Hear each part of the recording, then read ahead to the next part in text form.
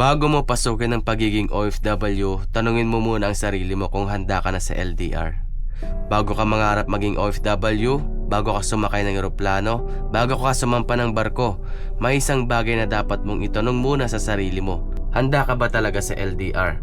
Kasi ang pagiging OFW hindi lang tungkol sa magandang sahod, hindi lang tungkol sa bahay, sa sasakyan o kung magkano ang maiuwi mo. Kasama sa package ng pagiging OFW ang pangungulila. May mga birthday na wala ka, may anniversary na sa cellphone lang ang kasama mo, may mga problemang hindi mo kayang puntahan agad, at may mga gabing pagod ka na sa trabaho pero kailangan mo pa rin ngumiti sa video call para hindi mag-alala ang pamilya mo.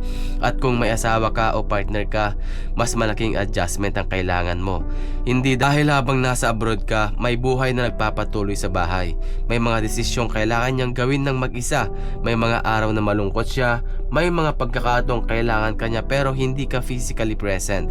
Kaya bago ka umalis, huwag mong sabihin na kaya naman natin yan. Pag-usapan ninyo kung paano nyo kakayanin.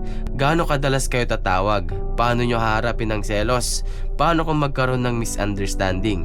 Paano nyo hahawakan ang pera? At higit sa lahat, ano ang gagawin nyo kapag pareho na kayong pagod? Dahil sa LDR, hindi sapat na mahal nyo ang isa't isa. Kailangan may tiwala, kailangan may komunikasyon, may boundaries at may commitment. At ikaw na aalis mga kamarino, huwag mong isipin na dahil nagpapadala ka ng pera tapos na ang responsibilidad mo. At ikaw naman na maiiwan, huwag mong isipin na dahil malayo siya, ibig sabihin wala na siyang pakialam. Pareho kayong may sakripisyo. Ang OFW lumalaban sa trabaho at pangungulila, at ang naiwan naman lumalaban sa araw-araw na buhay nang wala ang taong mahal niya. Kaya kung balak mong maging OFW, tandaan mo ito. Hindi lang dapat handa ang passport mo, hindi lang dapat handa ang documents mo, dapat handa rin ang puso at isip at relasyon mo.